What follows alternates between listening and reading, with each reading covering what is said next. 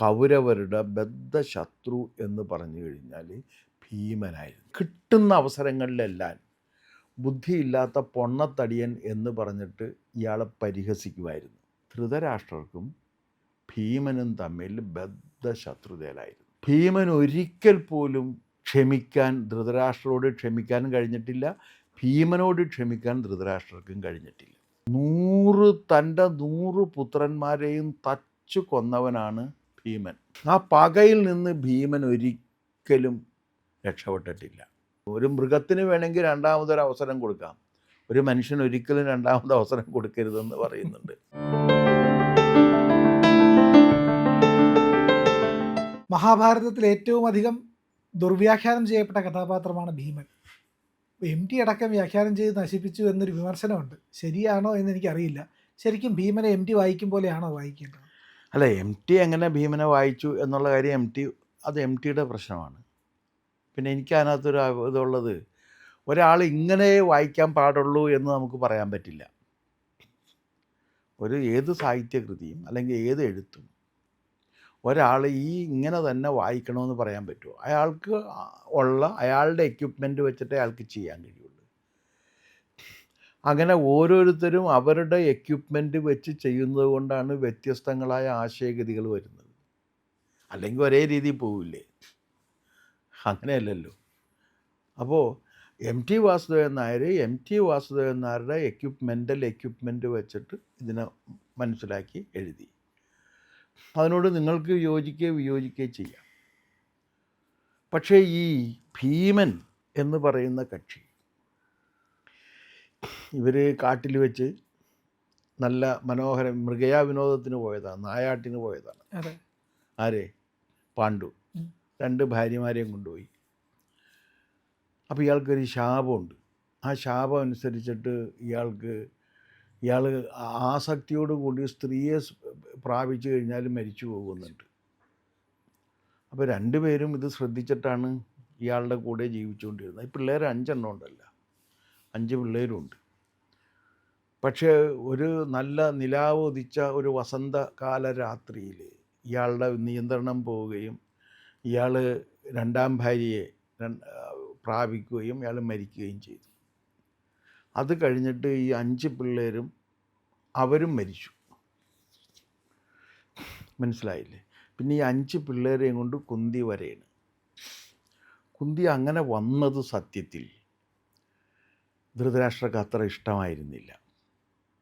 കാരണം നിയമം അനുസരിച്ച് ധൃതരാഷ്ട്രക്ക് കിട്ടേണ്ട രാജ്യമാണ്. പക്ഷെ അന്ധനായിപ്പോയി. വികലാംഗൻ രാജ്യം ഭരിക്കാൻ പാടില്ല എന്ന് വ്യവസ്ഥയുണ്ട്. അംഗവൈകല്യം വന്നവൻ രാജാവാകാൻ പാടില്ല. അതുകൊണ്ട് അന്ധനായ ധൃതരാഷ്ട്രക്ക് രാജാവാകാൻ പറ്റിയില്ല. അങ്ങനെയാണ് 2ാമനായ പാണ്ഡു രാജാവാകുന്നത്. അല്ലെങ്കിൽ പാണ്ഡു വരില്ല. അപ്പോൾ രാജ്യം ഭരിക്കാൻ വേണ്ടി ഉത്തമരായ സന്താനങ്ങൾ വേണം എന്ന് പറഞ്ഞ് സത്യവതി തൻ്റെ മൂത്ത മകനായ വ്യാസനെ വിളിച്ചു വരുത്തി. ആ വ്യാസൻ ഉൽപ്പാദിപ്പിച്ച പുത്രന്മാരാണ് ഈ പറഞ്ഞത്. വ്യാസൻ്റെ പുത്രന്മാരിൽ വ്യാസനെ ഇവർ 1, 2, 3, 4 പുത്രന്മാരുണ്ട്. ധൃതരാഷ്ട്രരുണ്ട്, പാണ്ഡുണ്ട്, വിതുരനുണ്ട്, പിന്നെ ശുഗനുണ്ട്. അതിൽ വ്യാസനാകെ ഒരു പുത്രൻ എന്ന നിലക്ക് സ്നേഹവും വാത്സല്യവും പരിഗണനയും ഉണ്ടായിരുന്ന ഒരേ ഒരു പുത്രൻ ശുഗനാണ്, വേറെ ആരുമല്ല. പിന്നെ വ്യാസന് ഒരു ആദരവോടുകൂടി ഒരു പുത്രനെ കണ്ടിരുന്ന ആരെയാണെന്നറിയാമോ? അത് വിതുരനെയാണ്. ബാക്കി 2 പേരും വൃത്തികെട്ടവരാണെന്നുള്ള അഭിപ്രായത്തിൽ തന്നെ എഴുതിയിരുന്നത്. അപ്പോൾ ഇത് ഈ രാജ്യത്തിൻ്റെ പങ്കിനൊരാൾ വന്നു എന്നുള്ളതിൻ്റെ പേരിൽ ധൃതരാഷ്ട്രർക്ക് വലിയ ഇതുണ്ടായിരുന്നു. പക്ഷേ അപ്പോഴിവരെന്ത് ചെയ്യുന്നു വെച്ച് കഴിഞ്ഞാൽ, കുട്ടികളായിരുന്ന കാലം മുതൽ തന്നെ കൗരവരും പാണ്ഡവരും ശത്രുതയിലായിരുന്നു. അതിൽ കൗരവരുടെ ബദ്ധശത്രു എന്ന് പറഞ്ഞു കഴിഞ്ഞാൽ ഭീമനായിരുന്നു. കാരണം ഭീമൻ്റെ കൈക്കരുത്ത് മെയ്ക്കരുത്തും അതായിരിക്കും തങ്ങളുടെ ശത്രുത തങ്ങളെ വകവരുത്താൻ പോകുന്നത് എന്ന് ജന്തുസഹജമായ വാസന കൊണ്ട് കൗരവർക്ക് അറിയാമായിരുന്നു. അപ്പോൾ അതുകൊണ്ട് എന്തെന്ന് വെച്ചാൽ കിട്ടുന്ന അവസരങ്ങളിലെല്ലാം ബുദ്ധിയില്ലാത്ത പൊണ്ണത്തടിയൻ എന്ന് പറഞ്ഞിട്ട് ഇയാളെ പരിഹസിക്കുമായിരുന്നു. അപ്പോൾ അച്ഛനില്ലാത്ത കുട്ടികളാണ്. എന്ത് വലിയച്ഛനെന്ന് പറഞ്ഞാലും അവർക്ക് അർഹതപ്പെട്ട രാജ്യമാണെങ്കിലും വലിയച്ഛനാണ് ഇതെല്ലാം കൂടി കൈയടക്കി വെച്ചുകൊണ്ടിരിക്കുന്നത്. അപ്പോൾ ഇവർക്ക് ഒരു രണ്ടാം പരിഗണനയുള്ളൂ, ഒന്നാം പരിഗണന ഇല്ല ഇവർക്ക്. പിന്നെ ഈ ധർമ്മപുത്രനാണെങ്കിൽ താൻ മഹാനാണ് എന്ന് എല്ലാവരും അംഗീകരിക്കണമെന്ന് ആഗ്രഹം ഉണ്ടായിരുന്നതുകൊണ്ട് ഇതൊക്കെ അഡ്ജസ്റ്റ് ചെയ്ത് അങ്ങോട്ട് പോവുകയും ചെയ്തു. അപ്പോൾ ഒന്നാമത്തെ കാര്യം ഇവനിങ്ങനെ പറഞ്ഞുകൊണ്ടിരുന്നു. പിന്നെ ഭീമനെ വകവരുത്തുന്നതിന് വേണ്ടി വെള്ളത്തിൽ ഇവർ ജലക്രീഡ വെള്ളത്തിൽ കളിച്ചുകൊണ്ടിരിക്കുമ്പോൾ വെള്ളത്തിൽ പിടിച്ച് മുക്കി കൊല്ലാൻ ശ്രമിച്ചു. അവിടെ നിന്ന് ഇയാൾ വന്നു. പിന്നെ ആഹാരത്തിൽ പാഷാണം കലർത്തി കൊടുത്തു. എന്നിട്ട് പുഴയിലെറിഞ്ഞു. എന്നിട്ട് പുഴയിലെറിഞ്ഞു. അവിടെ നിന്നും പുള്ളി വന്നു. പിന്നെ പാമ്പിനെ കൊണ്ട് കടിച്ച് കൊല്ലിക്കാൻ വേണ്ടി ശ്രമിച്ചു. അതിൽ നിന്നും ഇയാൾ വന്നു. അത് കഴിഞ്ഞതിന് ശേഷം ഈ അരക്കില്ലത്തിൽ വെച്ച് ചുട്ടുകൊല്ലാൻ ശ്രമിച്ചു. അതിൽ നിന്നും രക്ഷപ്പെട്ടു. എല്ലാം കഴിഞ്ഞ് യുദ്ധം കഴിഞ്ഞപ്പോഴേക്കും ആ കാരണവർ ഇരുമ്പ് പ്രതിമയെ ഉടച്ചു, ഭീമനെ ഉടക്കേണ്ടതിന് പകരം. അപ്പോൾ ഇതുകൊണ്ട് പിന്നെ കള്ളച്ചൂത് കളിച്ചാണ് ഇത് നേടിയത്. പിന്നെ ഉണ്ടായ ഒരു കാര്യം എന്ന് വെച്ചാൽ ദ്രൗപദിയുടെ വസ്ത്രാക്ഷേപം. ഇത് കാരണം 2 പേർക്ക് തമ്മിൽ ബദ്ധശത്രുത ഉണ്ടായിരുന്നു.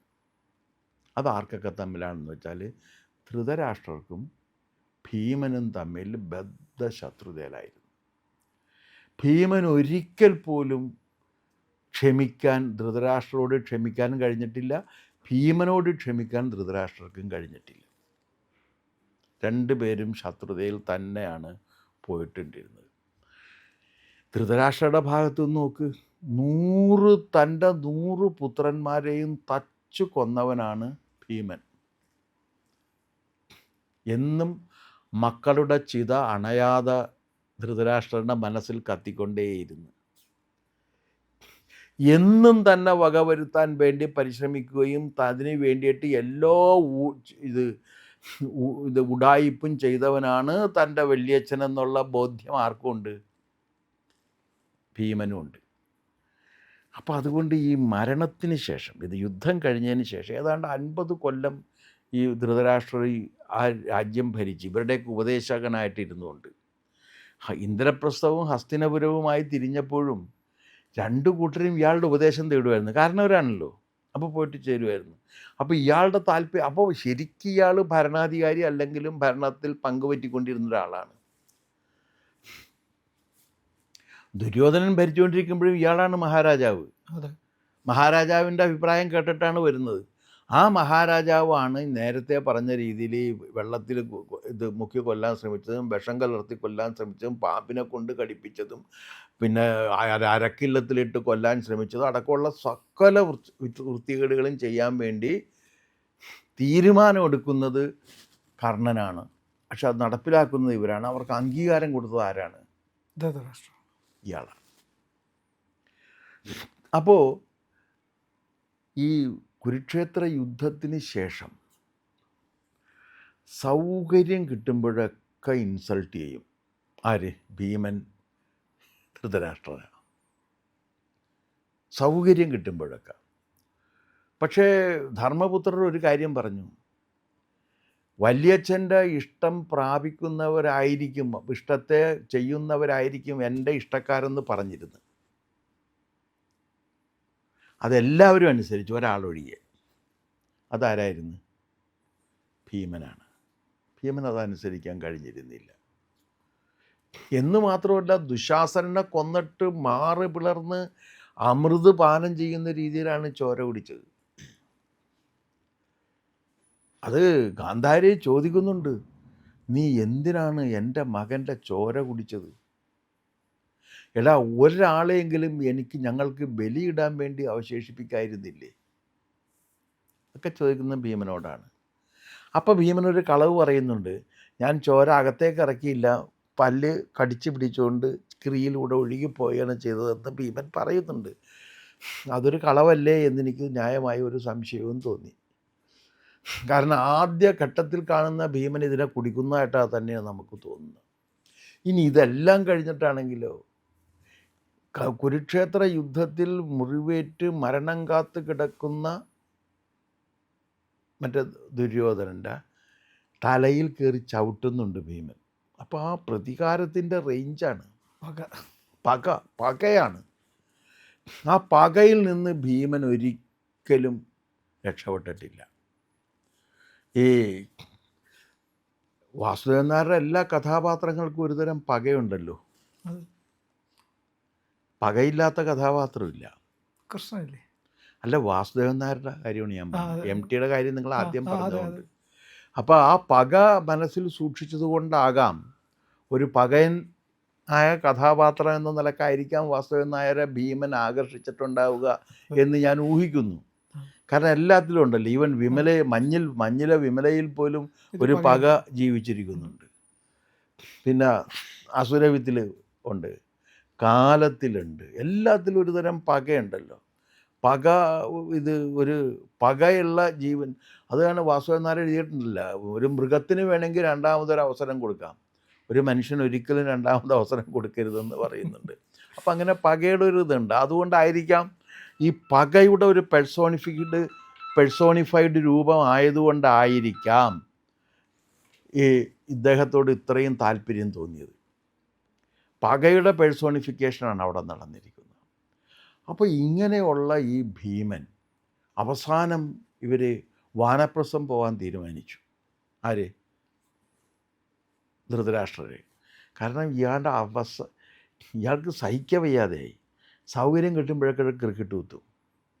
ഇതൊട്ട് അറിയേയില്ല. എപ്പോഴും പോയി രാജാവിനോട് പരാതി പറയാൻ പറ്റുമോ? അപ്പോൾ ഇയാൾ എന്ത് ചെയ്യുമെന്ന് വെച്ച് കഴിഞ്ഞാൽ സ്വയം ആഹാരം നിഷേധിച്ച് 8 ദിവസത്തിൽ ഒരിക്കൽ ആഹാരം കഴിച്ച് വാനപ്രസ്ഥത്തിന് പോകാൻ വേണ്ടി തീരുമാനിച്ച സമയത്ത് ആ പകയുടെ പാരമ്യം എന്താണെന്ന് വെച്ചാൽ, വാനപ്രസ്ഥത്തിന് പോകാൻ വേണ്ടി തീരുമാനിച്ച സമയത്ത് ആ തീരുമാനം വന്നു കഴിഞ്ഞപ്പോഴേക്കും ദാനം ചെയ്യണം. അപ്പോൾ രാജാവിനോട് പറഞ്ഞ് എനിക്ക് ദാനം ചെയ്യാൻ പണം വേണം എന്ന് പറഞ്ഞ്. എന്നിട്ട് അവിടെയാണ്, ആ സന്ദർഭത്തിലാണ് വ്യാസൻ രാജാക്കന്മാർക്കൊരു ഉപദേശം കൊടുക്കുന്നത്. രാജാക്കന്മാർ കൊടുക്കാനേ പാടുള്ളൂ, എടുക്കാൻ പാടില്ല എന്ന്. ഇപ്പോഴത്തെ എല്ലാ രാജാക്കന്മാർക്കും അതൊരു പാഠമാണ്. രാജാവായിട്ട് വരുന്നവരെല്ലാം എടുത്തുകൊണ്ടിരിക്കുന്ന സന്ദർഭത്തിൽ മഹാഭാരതത്തിൽ നിന്ന് അങ്ങനെയാണ് മനുഷ്യരെയും ഇതെല്ലാം വായിച്ചു കഴിഞ്ഞതിന് ശേഷം പണ്ടൊരുത്തൻ ഒരു അനന്തരക്കാരന് നല്ലവനാക്കാൻ വേണ്ടിയിട്ട് അമ്മാവൻ ചെയ്തൊരു കൃത്യമുണ്ട്. എന്താണ് ആ കൃത്യം എന്നറിയാമോ? അനന്തരവന് ഭാഗവതം പഠിപ്പിക്കാൻ വേണ്ടി വിട്ടു. ഭാഗവതമൊക്കെ പഠിച്ചു തിരിച്ചു വന്നപ്പോൾ അമ്മാവൻ ചോദിച്ചു, മരുമോനെ നീ എന്താണ് പഠിച്ചതെന്ന് ചോദിച്ചപ്പോൾ ഇങ്ങനെ നോക്കിയിട്ട് പറഞ്ഞു, അറ്റ കൈക്ക് അമ്മാവനെയും കൊല്ലാന്ന്. അപ്പോൾ ആ രീതിയിൽ ഓരോരുത്തരും അതാണ് പഠിക്കുന്നത്. അങ്ങനെ നിവൃത്തിയോടുകൊണ്ട് ഇയാൾ കാടിൽ പോകാൻ വേണ്ടി കാട് കയറാൻ തീരുമാനിച്ചപ്പോൾ വാനപ്രസ്ഥം.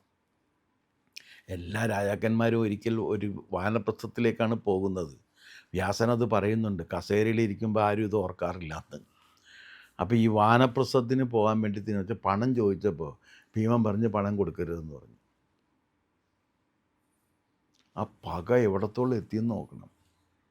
എല്ലാം കഴിഞ്ഞ് കാട് കയറി അവിടെ പോയി ആത്മാഹൂതി നടത്താൻ വേണ്ടി വാനപ്രസ്ഥത്തിലൂടെ പോകാൻ വേണ്ടി പോകുന്ന ആ പോക്കിൽ പോലും പക മനസ്സിൽ സൂക്ഷിച്ച ഒരു കക്ഷിയാണ് ഭീമൻ.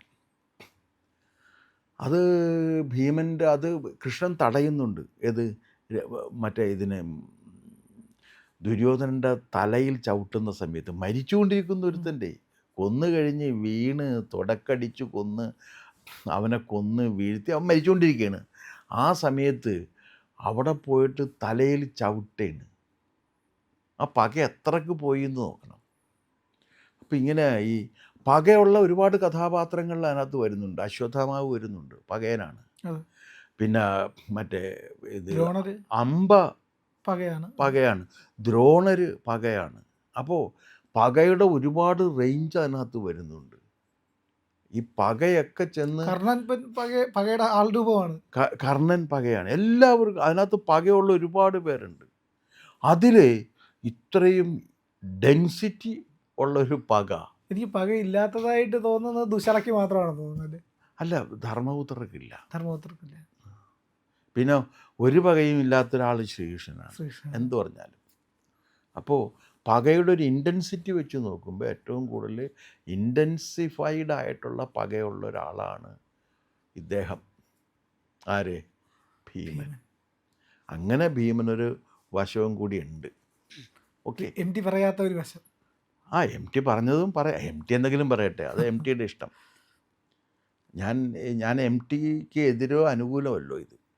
ഞാൻ വായിച്ചപ്പോൾ എനിക്ക് ബോധ്യമായ കാര്യമാണ് ഞാൻ ഈ പറയുന്നത്.